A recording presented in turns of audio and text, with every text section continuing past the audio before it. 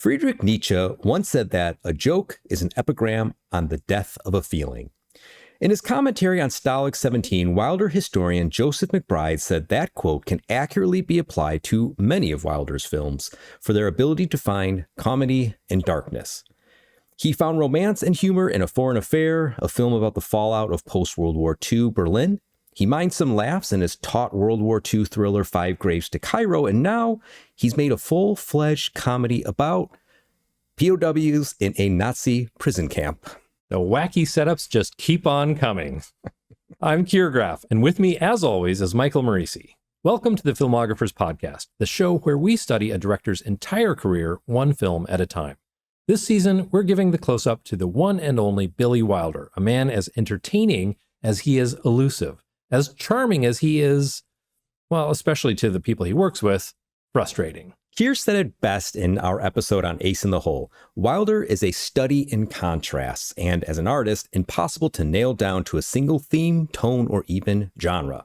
Which brings us to Stalag 17, a war movie that, at long last, puts the fun back into being held in captivity by your enemies, the POW into POW.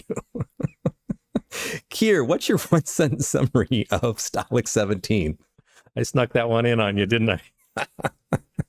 When the U.S. soldiers in a Nazi prison camp realize that someone is sharing their secrets with the guards, suspicion falls on the cold-blooded but entrepreneurial Sergeant Sefton, who has to roust the real rat before his own goose is cooked. I always love your one-sentence summaries, but I'm not sure about using both rat and goose. I just think that's the kind of line that would play in Stalag 17. Fair enough, I agree. Hey, everyone. Thanks for joining us for Season 2 of the Filmographers podcast, our deep dive on the legendary writer-director Billy Wilder. We're grateful so many of you have chosen to support us on Patreon, and we're showing our appreciation by releasing ad-free versions of our main episodes on that platform, plus monthly episodes that are only available to our paid supporters. This month, our special episode is about a movie that followed in the footsteps of Wilder's Ace in the Hole, Sidney Lumet's Network. Ace in the Hole had been largely forgotten by 1976 when Lumet, working from a script by Paddy Chayefsky, offered a new generation a dark vision of the way the news media can exploit human tragedy for ratings and profit. We'll look at the way these films are similar and different while exploring what had changed, or not, by the time of Network. These Patreon exclusives are available to paid Patreon supporters at any level. If you've been thinking about upgrading your membership, now's the time. Just visit patreon.com/thefilmographerspodcast to show your support. Once again, that's patreon.com/thefilmographerspodcast. If you join at the $2 level, we'll send you a sticker. If you join at the $5 level, we'll send you a mug. Not ready to pay quite yet? Join for free, just so you see what we have to offer. That's patreon.com/thefilmographerspodcast. Join today for the full Season 2 experience. Thank you so much for your support of the Filmographers podcast. We do it for you, and we couldn't do it without you. Thank you to our newest Patreon supporters, Dolores, Tracy, Phil, Marnie, and Michael. Welcome to the Filmographers community. Mike, before we break into Stalag 17, I want to give a shout out to two amazing new friends of the show, CJ3721 and Matizi23, although I'm starting to suspect those are not their real names. Both of them left us 5-star reviews on Apple Podcasts. CJ wrote, "There are so many movie podcasts around, but this one has carved their own lane. Highly recommend." Thank you, CJ. And Matizi wrote, "Just listen to the Double Indemnity episode. I'm watching the Wilder films with them. I really enjoy their insight and research that goes into each episode to give the listener the history surrounding each film." And thank you, Matizi. Very nice. We appreciate the kind words, and we encourage others to also be so kind. Leave us a rating on Apple, drop us a comment on Spotify, rate us on whatever pod chaser you use, tell a friend. Good reviews and positive word of mouth is critical to our continued success and growth. Getting back to Wilder, Keir, let's talk about the making of Stalag 17. It's an interesting time for Wilder because if he was adrift during the making of Ace in the Hole, having just broken up with his longtime writing partner, Charles Brackett, he was lost at sea when it came to time to make Stalag 17. As we covered in detail in our episode on Ace in the Hole, That movie bombed. It was Wilder's first real dud. Say what you will about The Emperor Waltz, at least it made money. And Ace in the Hole didn't exactly charm the pants off critics either. The Hollywood Reporter said it was, quote, ruthless and cynical. Ace in the Hole is a distorted story of corruption and mob psychology that, in this reviewer's opinion, is nothing more than a brazen, uncalled for slap in the face of two respected and frequently effective American institutions, democratic government and the free press. It proceeds on the premise that Americans are a bunch of dopes, easily duped, victims of mass hysteria, and emotionally placated by vicarious experience, end quote. Which is probably why people loved it in Europe. But that support from our continental friends was not enough to save it. Because of that, Wilder was scrambling. He was about to enter a period of his career that film historian Joseph McBride calls Wilder's running for cover era. Harsh. So shaken by Ace in the Hole bombing and no longer having a reliable partner to turn to, Wilder was entering the 1950s feeling insecure. His old immigrant mentality has kicked in. You're never safe, you're never secure, you can never feel comfortable no matter how successful you are. That same impulse drove him to make Sunset Boulevard and show how the movie industry allowed its former luminaries to wither, fade, and end up penniless and forgotten, but now it was driving him to seek shelter. During this running for cover era, Wilder began making movies based on safe, already successful properties, particularly hit plays. Stalag 17 was based on a Broadway play, as were Sabrina, The 7-Year Itch, and others. We'll get to those movies, of course, but for now, we're seeing Wilder transition into the middle period of his career. His audacious era ended with Ace in the Hole, and after that, he moved on to safer projects like Stalag 17. They're still great movies, even some of his best, but they're not as risky as what he made before or what he would make later on. And there's another big reason Wilder became more risk-averse: blacklisting in Hollywood. The industry's panic made him nervous, and with good reason. Wilder made movies that were sexually liberated, and we can talk for a while about the homosexual themes in Stalag 17. He made movies that were politically charged, and he made movies that rubbed people in Hollywood the wrong way.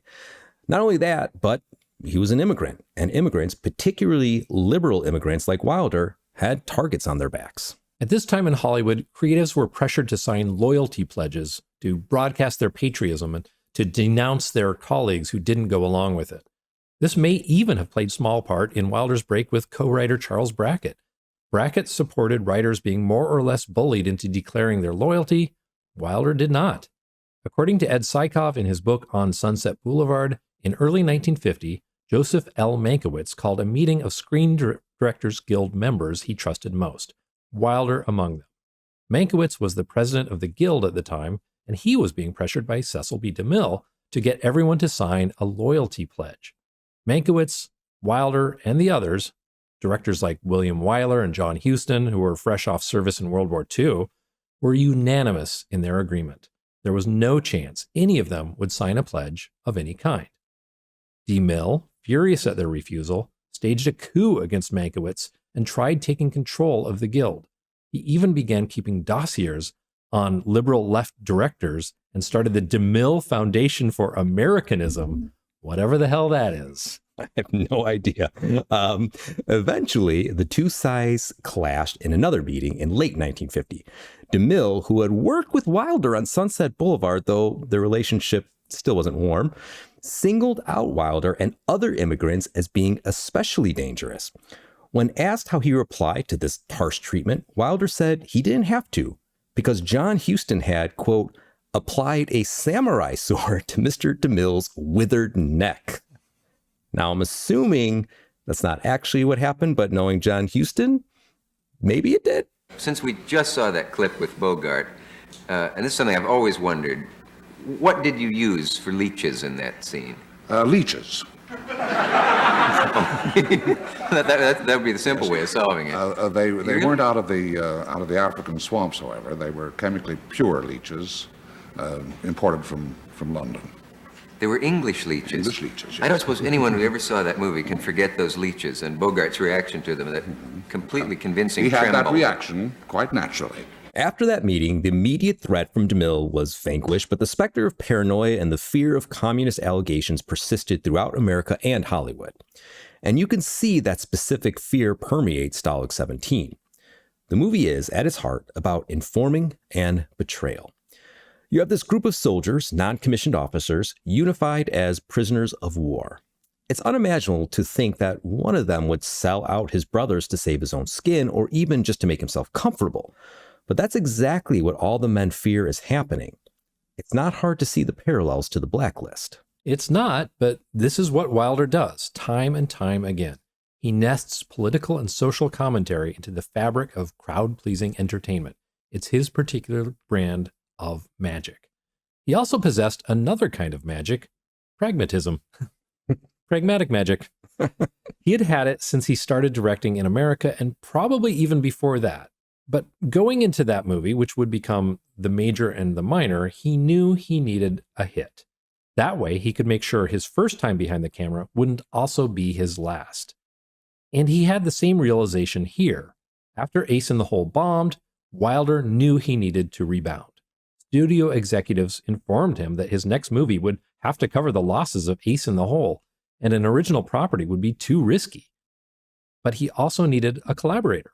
Again, well, he got along well with his Ace writing partners, Walter Newman and Lesser Samuels. He wasn't eager to re-up with the people who had helped him make his first flop. According to Psychoff, Wilder first auditioned Robert Rosen, an accomplished writer and director who had a decent enough resume at the time and would go on to direct one of Keir's favorite movies, The Hustler. In the KCU, the Keir's cinematic universe, Wilder and Rawson did work together and made a movie about pool hustlers in drag. I'd watch it. Absolutely. So much hustling going to be happening in that movie. Yeah. It's double the hustling. Double hustle. All right, we're going to write it. Unfortunately for Keir, sorry, buddy, Wilder wanted no part of Rawson. He was an ex-communist, and Wilder was spooked enough already. Wilder then turned to Norman Krasna. Krasna, like Rawson, had a solid resume. He had written a number of screwball comedies and had penned Hitchcock's Mr. and Mrs. Smith. But, surprise, surprise, he and Wilder didn't get along at all. After they had worked together for only a month, Krasna quit, saying, "I just couldn't take the abuse." Jesus. Mike, do you think Wilder missed Brackett? You know, he actually said those very words to a reporter from the LA Times while he was making Ace in the Hole. But he didn't mean it. There's no way. And knowing Wilder, he probably still didn't feel like he missed Brackett at all. He was just that stubborn. With Krasna and Rawson both out of the picture, Wilder turned to Edwin Blum, who had written just 2 movies, neither of which, according to McBride, are any good. But one was about Sherlock Holmes, and Wilder adored Holmes, so I don't know, maybe that was enough to seal the deal. Now, Keir, since Blum stuck it out long enough to get credited with writing Stalag 17, I'm assuming the collaboration went well. Yeah, you would assume, and you would be wrong. Blum found working with Wilder agonizing, that's a quote, and said, "I was little more than Wilder's butler. It was his screenplay. My name is on the credits, but I don't think of it as mine. When you work for Billy, he rules you 1,000%. I couldn't take insults. I wouldn't work with him on another picture." In his commentary track for Stalag 17, McBride told a story about a time Wilder ran into Blum at the Paramount commissary and called him a cretin and said, "When I had Charlie Brackett as a partner, he'd come up with great ideas. He was literate. That's the kind of writer I was working with. A literate man, not an ignoramus like you." I mean, I laugh. It's not okay, but... Yeah, bullying is not okay. Jeez. Maurice Zolotov, another Wilder biographer, asked Blum if, in the end, it was worth it to have worked with Wilder. Blum paused briefly and said, "No." Interesting fact, though, about Blum. Working with Wilder was so bad that he turned to writing for politics. He worked for the Democratic Party and was part of a campaign against Richard Nixon during his run for the Senate. Blum is credited with creating the nickname Tricky Dick.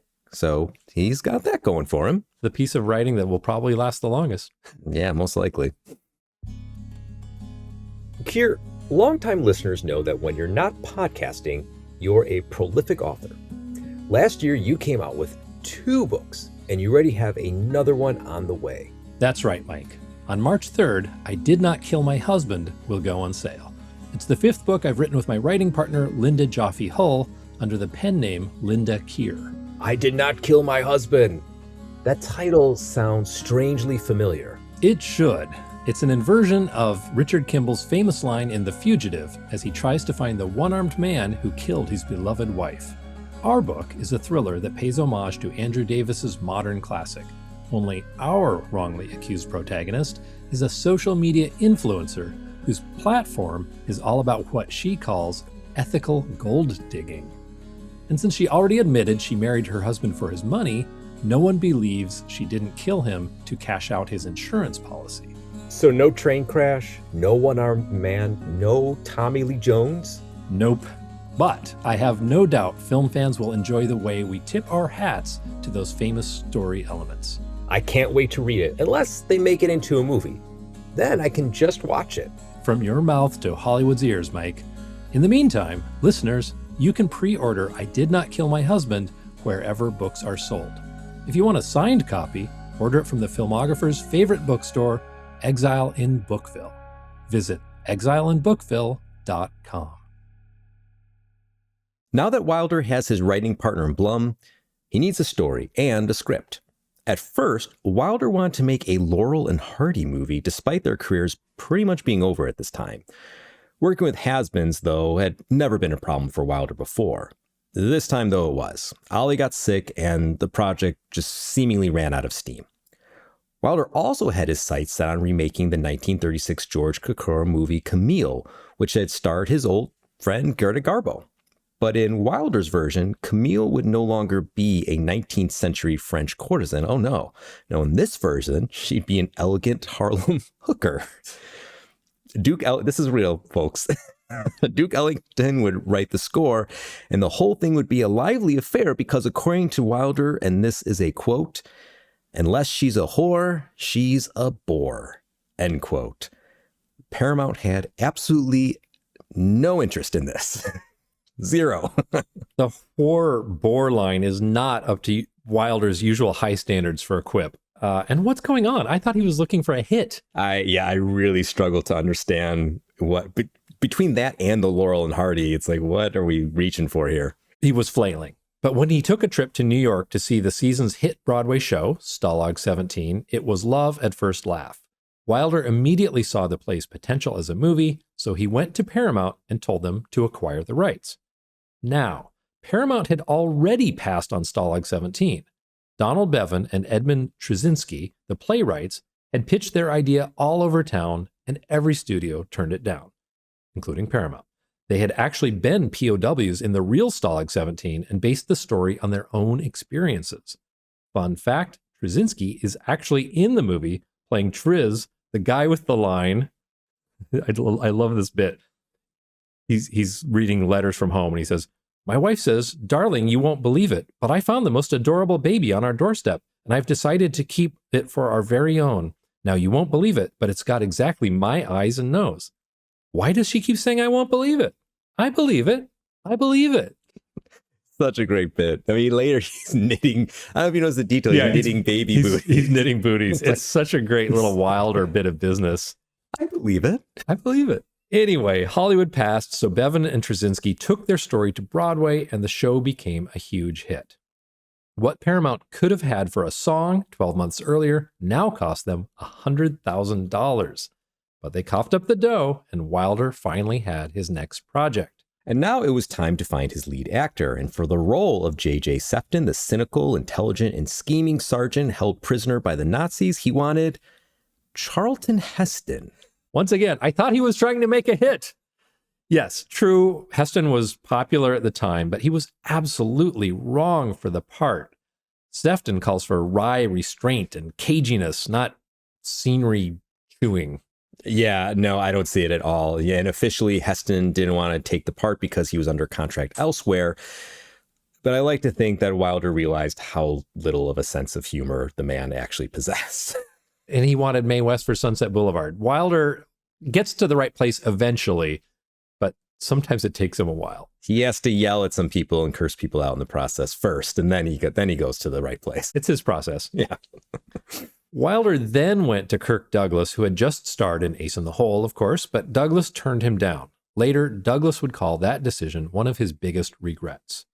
Wilder then went to old pal William Holden, who also didn't want the part, at least at first.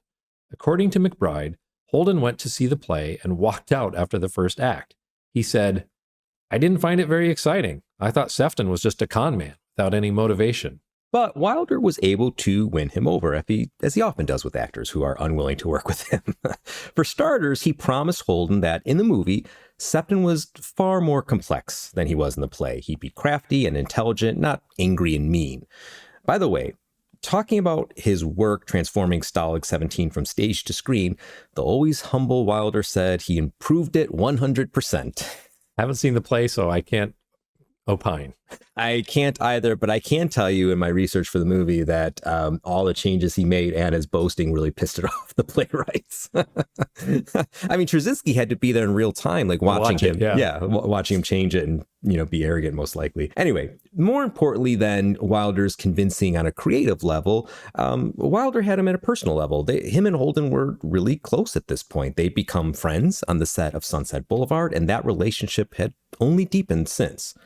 According to Psychoff, Holden admired Wilder's instinct and taste, and Wilder admired Holden's rugged good looks and low-key friendliness. To Wilder, Holden was the all-American guy that he could never be. Holden finally relented, but he did have one request, that Wilder add a line, something, anything, that made it clear Sefton hated the Nazis after all. Wilder told him, no. Which shows that even when trying to make a commercial success, Wilder still had some hard-edged instincts. Sefton would still be kind of an anti-hero despite the fact that Holden really had to carry this movie. He was the only truly recognizable face in it, unless you count Otto Preminger, which, my God, Mike, I mean, what is Wilder's obsession with hiring difficult madman directors to be actors in his movies? I mean, first Erich von Stroheim, now Preminger. Why? I don't know. I wish I did. There is some weird psychology at work that's a glutton for punishment or something, but I don't know. It's fascinating. One time is like, okay, two times there's something weird going on. Yeah, it's a pattern. It's a pattern, yeah. And surprising absolutely no one, Preminger was difficult on set. He was as autocratic an actor as he was as a director, and he also kept blowing his lines. But Preminger clearly knew he was hard to work with because he sent Wilder caviar every night as an apology. Makes me like him a little bit. And get this, Keir. I learned from McBride's commentary track that Otto Preminger's character, Camp Warden Oberst von Schurbach, is actually a parody of Captain von Raffenstein, the character played by Erich von Stroheim in The Grand Illusion, a movie that shares a lot in common with Stalag 17. It is, after all, a movie about POWs. It's very strange layers to Wilder's obsession and these connections of movies. I don't know if he's totally aware, but it is odd. It's strange, and yet somehow it makes perfect sense. Yeah, it kind of does. That one director would be like insulting another director through his performance, right? It's like commentary. It's a clapback. It's a subtweet. Whoa. The rest of Stalag 17's cast, and this is very cool, features plenty of World War II veterans, both in lead roles and as extras, some of whom had also been POWs. Wow, that is cool. And I'll tell you what, it definitely beats Josh Safdie hiring convicted criminals to appear in his movies. Yeah. And judging by the results, particularly on set, I think I'd have to agree. It's wild to think that shooting began only 7 years after the end of World War II. I mean, this was recent history for these men. One of the actors said the set meticulously recreated the barracks he remembered. And Don Taylor, who played Lieutenant Dunbar, the one who blew up the German munitions train, served in the Air Force during the war. And Neville Brand, who played Duke, was a real-life war hero who also suffered from PTSD. Not only that, but the movie version of Stalag 17 also incorporated a handful of actors who'd appeared in the Broadway show. Robert Strauss, who played Animal, Harvey Lembeck, who played Harry, and William Pearson, who played Marco the Mailman and had a voice made for calling bets at the racetrack, were all from the original production, though they played different roles in the adaptation. Yeah, between Strauss and Pearson, oh my gosh, like those two voices are almost, it's like you're picturing the cartoon characters. Yeah, no kidding. Yeah, absolutely. Very unique. And fun little side note, the character Sergeant Schultz was created by Wilder specifically for this version. His name was inspired by Captain Schultz, a character from Ernst Lubitsch's 1942, To Be or Not to Be, another comedy about Nazis. Nazis, always fun, Guess so. except in real life. The name was meant to be a little tribute to Wilder's mentor and father figure. Just one more word. If I ever run into any of you bums on a street corner, just let's pretend we never met before. Production on Stalag 17 began on February 4th, 1952. Unlike many of Wilder's past productions, there wasn't any controversy to speak of. The Hayes office wasn't breathing down his neck, Wilder wasn't carrying on multiple affairs, and he wasn't shooting a movie that would eventually lead to Louis B. Mayer screaming at him after its premiere, as with Sunset Boulevard. So, what's a troublemaking director to do? Make trouble for himself. Wilder shot Stalag 17 in sequence, which is an unusual practice for filmmakers. Typically, a film's shooting schedule is, to say the least, a delicate thing that must take into consideration actors' schedules, the availability of locations, the elements, and more. Most productions, in fact, shoot all scenes set in each location before moving on to the next. Company moves in which the entire film company packs up their gear, cameras, lights, etc., are very time consuming. So to leave one location only to return right back to it, it's not very efficient and it's hard on the crew.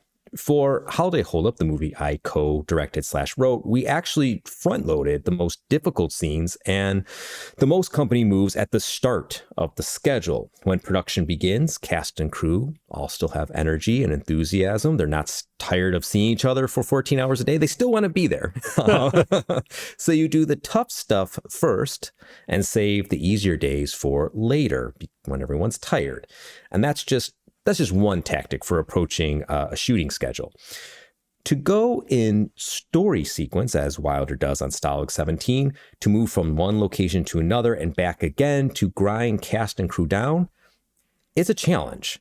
But this is Billy Wilder we're talking about here, the man who will never endure a dull moment, even if that means tossing out an unnecessary insult or making a shoot even harder than it needs to be. Paramount was unhappy about this, but as always, Wilder refused to budge. And he did have a reason. He wanted the story to progress organically and realistically, meaning that the sets and the characters' wardrobes would all get dirtier and dirtier as the story and the shoot went on. It makes sense to a non-filmmaker like me, but it also seems like the dirty clothes and dusty sets could have just been achieved by the professionals in wardrobe and set design. Yeah, I mean, that's what they're there for. Yeah, seems unnecessary. Yeah, especially, Keir, when you consider that the movie wasn't shot in just one location.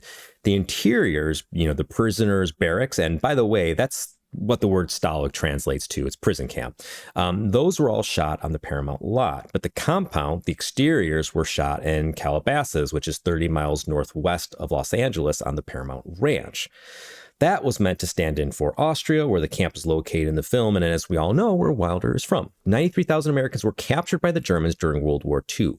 Stalag 17B in real life held 4,000 POWs.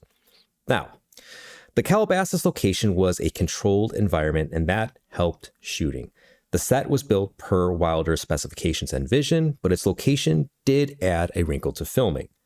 They would shoot one scene in the barracks at Paramount, then pick up and move 30 miles north to the Paramount Ranch. It's a lot. And it ultimately caused the movie to go over schedule. By March 18th, Stalag 17 was a week behind schedule. Part of this was because the script wasn't complete before cameras started rolling, now standard practice for Wilder, but part of it, according to Sykov, was due to the emotional consequence of actors bouncing back and forth between a muddy set and the cozy confines of the studio lot. But by all accounts, the crew and actors were still basically happy, which kept Wilder's streak going. He may have belittled his co-writers and angered producers, but by most accounts, he was still an actor's director. But Wilder was feeling some pressure. The extra days of filming cost a whopping $100,000 per day, and Paramount wasn't happy. So Wilder stepped on the gas. He shot overnights, which are never fun, through the end of March, and finally wrapped Stalag 17 on March 29th. Despite the pressure and the challenges, Wilder was reportedly a trooper throughout filming. In fact, this is weird, he wore his best shoes during the entire production. Blum asked him why, and Wilder said, "I can't ask my actors to walk around the mud and not be willing to get my own best shoes dirty." Okay. Okay. Also, speaking of Wilder's vision, he did consult many POWs, some of whom, of course, as we said, were already on set, about the details of life in a prison camp, how it looked, what the men did all day, and how they lived. A lot of the things you see in the film, like the rat races and Sefton's telescope, come from real stories he heard from the POWs. The movie was released on June 6, 1953, after sitting on Paramount shelves for nearly a year. Apparently, the studio believed no one wanted to see a movie about prisoners of war. A funny assessment coming from the people who had just dished out $100,000 for a hit play about prisoners of war. Hollywood logic at its finest. I slowly die of it every day. Luckily for the movie, if not for those involved, Paramount changed its tune after POWs were released from the Korean War. But even then, they marketed Stalag 17 as a kind of exploitation patriotic war flick. The trailer leans into the violence, of which there is actually little in the movie, and called it a star-spangled salute to our POW heroes, which it is not. Wilder, as usual, would end up having the last laugh because, once again, he had sniffed out a hit.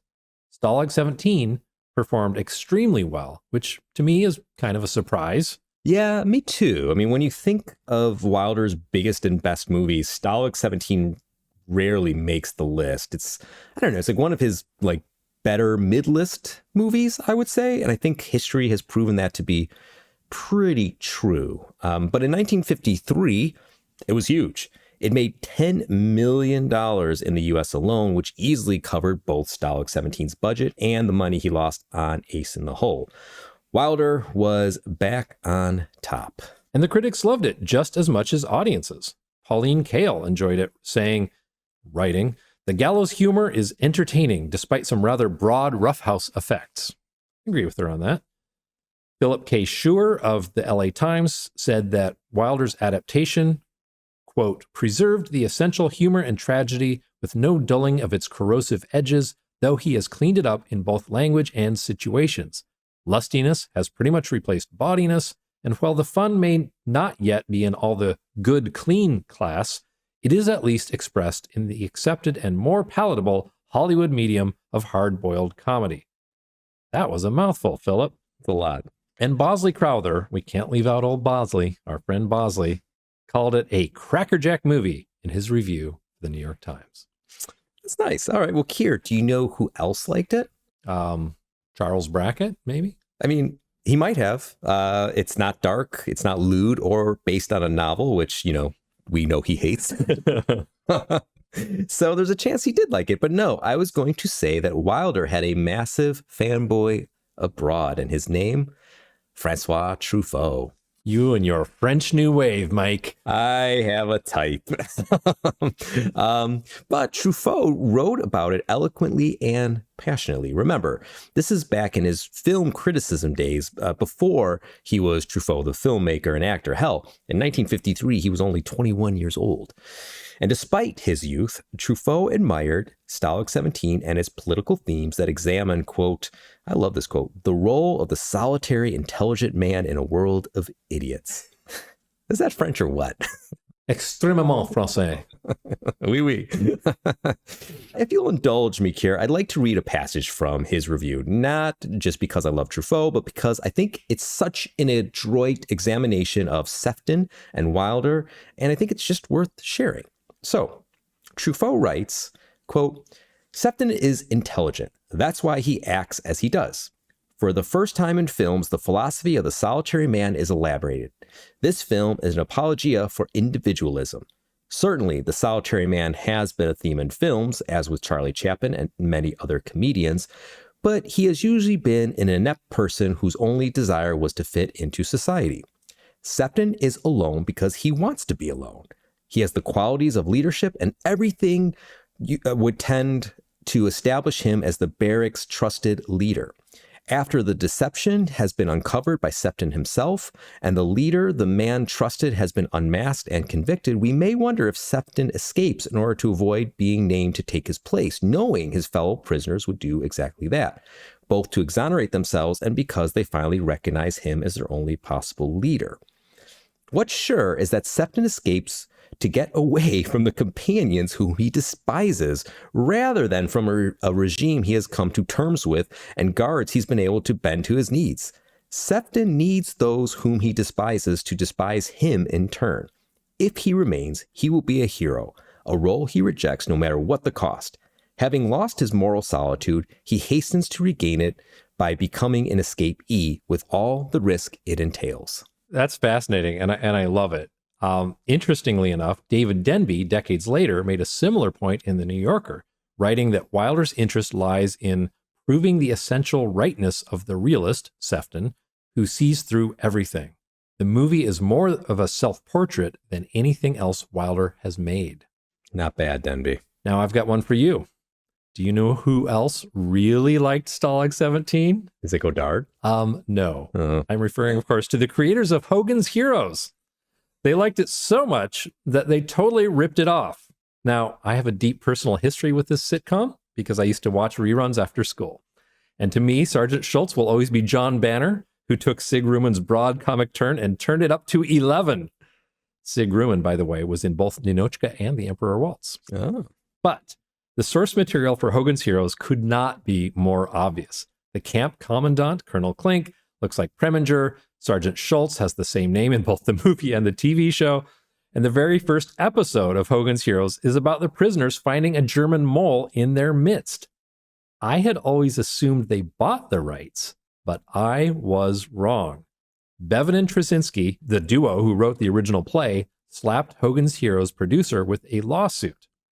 Mike, do you know who that producer was? No, I do not. Bing Crosby. You're lying. No. Crazy, right? Like, what's even crazier is that the lawsuit was unsuccessful. In his ruling, the judge said that the mood was different between the two works. So, I guess one was wacky and the other one was zany. I don't know. There's a subgenre of funny Nazis, I guess. I don't know. I don't know how that lawsuit failed. In what world? I mean, it's so obvious. It's so completely obvious. I have no clue how this could ever escape a court of law. Oh, man. Or maybe Hogan's Heroes star Bob Crane had some videotapes of the judge in a compromising situation. Oh, no.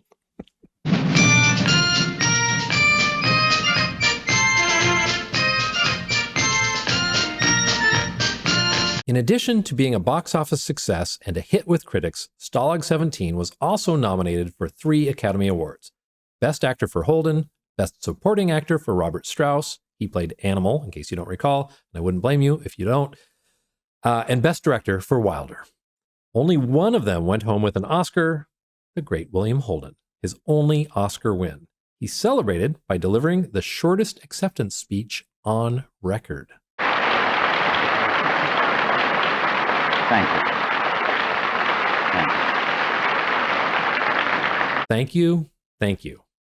That's it. Charles Brackett would have approved. Yeah, he would have finally had his way. Oh, such bitterness he must have been watching. But you know what, to be honest, God bless him. God bless. Brevity is the soul of wit. Unfortunately, the experience was kind of ruined for him by his wife, who told him that he had only received it because he didn't win for Sunset Boulevard. I mean, mean. Wow. Ruin the night. Oof. Maybe he had been a jerk early in the day. I don't know. Maybe. That's harsh, man. That is a very, very tough thing to say. Yeah. And while, speaking of harshness, Wilder did lose, but this time he didn't trip anyone and he didn't throw a tantrum in the parking lot, maybe because he lost to his old collaborator and pal, Fred Zinnemann. They'd worked together, many years ago on the silent picture People on Sunday. Zinnemann won for From Here to Eternity, which ended up taking 8 awards home on the night. not bad. I mean, kind of deserves it by that one. So we know what everyone else thought of the movie, at least in 1953. But Keir, I'm very curious to know, as this is a movie, like you and I haven't really talked about Stalag 17, so I have no idea. Do you like Stalag 17? Yeah, it's fascinating because we've just done a movie, Ace in the Hole, that I love. We both rank as very top Billy Wilder. And that's a movie that feels not only ahead of its time, it feels timeless. It really, really does. Stalag, I think, feels dated. I do like it, but I find the experience of watching it very patchy. There are a lot of the kind of comic hijinks of the gang in the barracks, particularly Animal and his buddy, feel very broad and just very kind of like, I don't know. I guess it's interesting. Like when you watch old movies, there's often the experience of like something's more interesting than it is engaging at times. And it's very interesting to see what people responded to at the time. Because as we said, this movie was a hit. And so people loved this humor. And to me, the humor works in fits and starts. There are genuinely funny parts of this film. Like, don't get me wrong. But you're kind of like, laughing one moment, groaning the next. Animal in particular is just so broad and so kind of braying and loud and over the top that it's a little, like you kind of want him to tone down. One once in a note while is a lot of one note. He's got his thumb, like his hand pressed on the scale. Yeah. And almost, I mean, he was one of the guys who was brought over from the stage version, and it's almost like he's projecting to the back of the house and not a movie camera. So maybe he wasn't calibrating, and maybe Wilder couldn't help him do that, or maybe, whatever. Maybe Wilder just recognized audiences were going to like it, and they did. But for today, it doesn't feel dialed in. I do think that Holden is consistently good, and I think at times it almost feels like he's in his own movie. And the character is so interesting. I mean, for all the reasons we've talked about, for what Truffaut said, it's very like he's an uncompromising character, as we already said. He wanted to soften his character and be a little more obviously like anti-Nazi, and Wilder wouldn't let him. I mean, he is an anti-hero. He's a man apart, and that is again something that speaks to a recurring theme with Wilder. Wilder the exile, Wilder the immigrant, Wilder the man himself apart, who sees everything differently and can't quite join in the fun. There are all these scenes of merrymaking and revelry. I mean, there's a lot of scenes of fighting too, but like in the barracks, like when they're singing and celebrating, Christmas and all this stuff, Sefton's not part of that ever, not once. And even at the end, again, as Truffaut said, when he could have quite rightly taken his place as a leader if he wanted to, or just as one of the guys, he pointedly doesn't want it. And you can say part of it is because he still resents being falsely accused. But, I think it's more just quite clear that it's innately in his character to not want to join in. So, yeah, I like it pretty well, but it's definitely middle of the pack, Billy Wilder. And it for sure ebbed and flowed. And my wife, Mariah, did not enjoy it very much. Wow. Yeah. I don't know. I guess I fall somewhere in between. I love what you had to say, especially about Sefton. The two biggest points that I would make were, one, I think if you're going to, and the 2 points are related, if you're going to make a hangout movie, which essentially this kind of is, this is a POW hangout movie, kind of remind me of, going back to Hawks, who we've talked about a few times, both of them, both Wilder and Hawks had guys who lit matches creatively. And there's some match lighting in this movie too. Yeah, absolutely. Yes. Yeah, Sefton strikes a match on the sergeant stripes of one of the other characters. Yeah, well, the tradition continues, but Only Angels Have Wings kind of reminds me of this a little bit with this, mixture of tones. I like Only Angels Have Wings a lot better than this. But if you're going to have a hangout movie, you really got to populate it with some really great characters.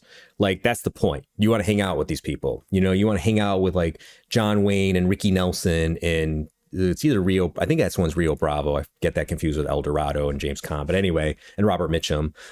You want to hang out with them. You want to be in the movie with them and in the scenario and whatever. But like, granted, there's no scenario in which you want to be in a POW camp. but like, you know, that's the artifice. I don't really want to hang out with these guys. They're all really one note. They're kind of annoying. Like, I don't want to hang out with Harry. I don't want to hang out with Animal. Duke, who I think has a great presence. Again, they're very one note stuff going on. And I also found, like you said, Sefton's like in a whole different movie. Like, I feel like there's like the hijinks, and then there's like Sefton's, you know, betrayal and the espionage and the mole and that kind of stuff going on. And yeah, they do overlap, but like, if you really did a cut of this movie where you cut like Sefton into one piece and then all the scenes where he's not in, it would probably weirdly be more of the movie is stuff that he's not in. Like, there's a lot of it. Yeah. No, that's a good point. And they have no impact on his, you know, his narrative whatsoever. Yeah.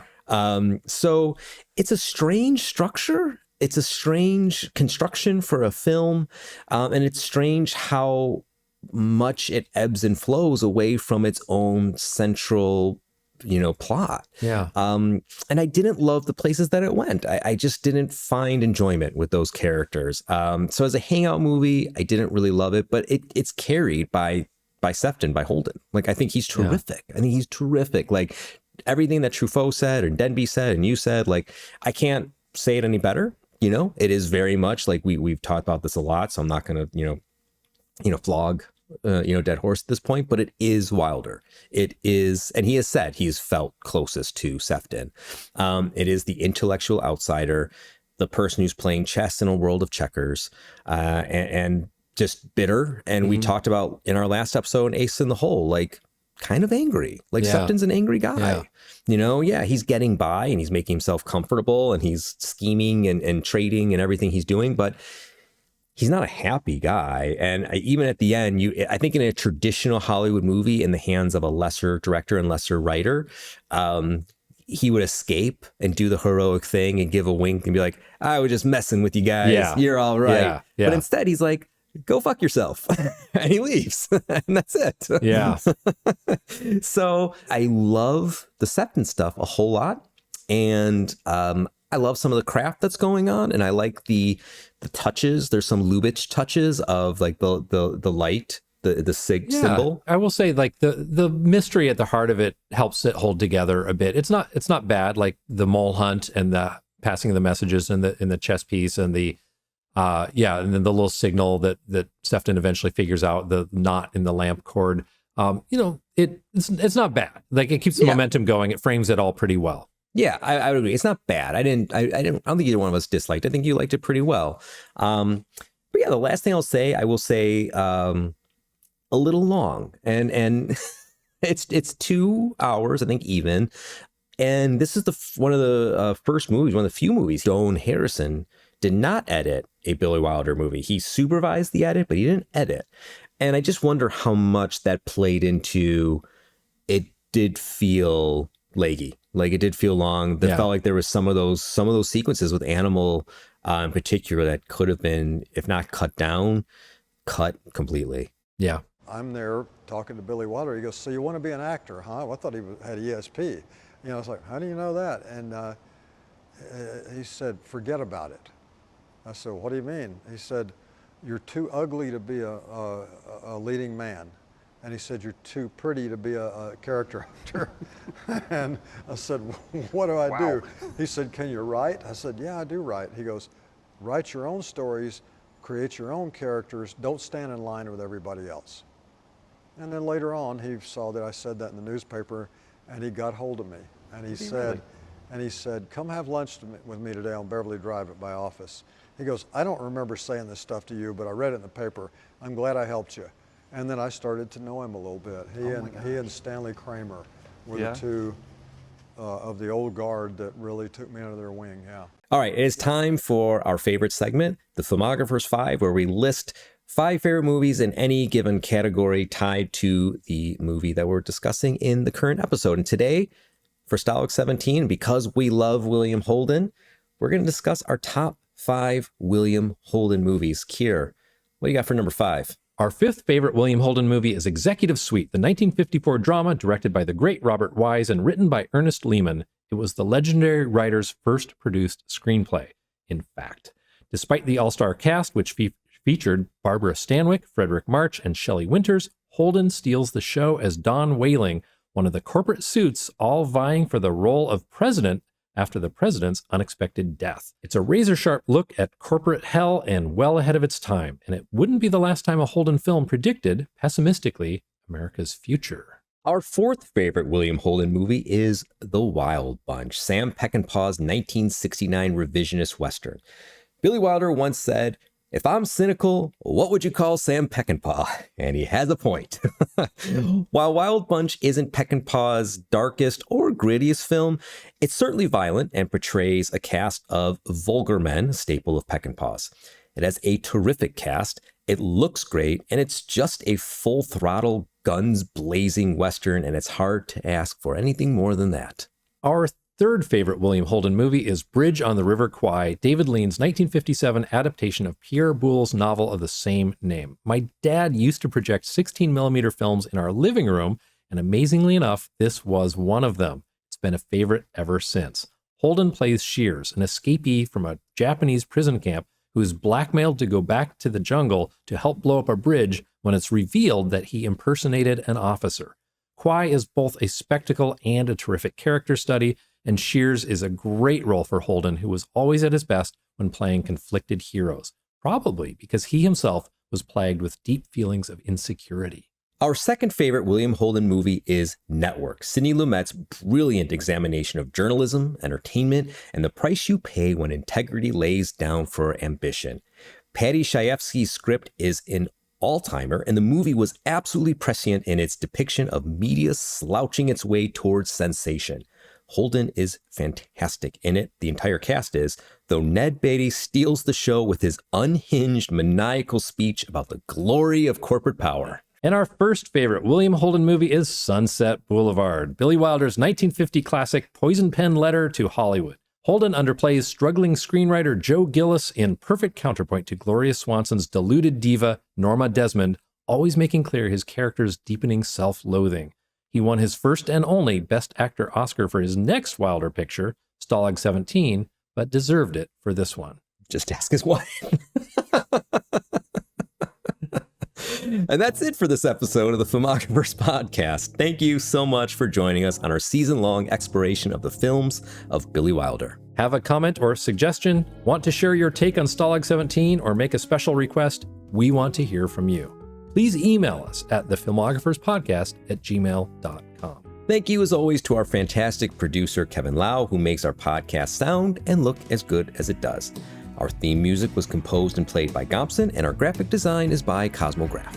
Join us next time as Wilder once again looks to Broadway for his next hit and joins forces with two of Hollywood's biggest stars.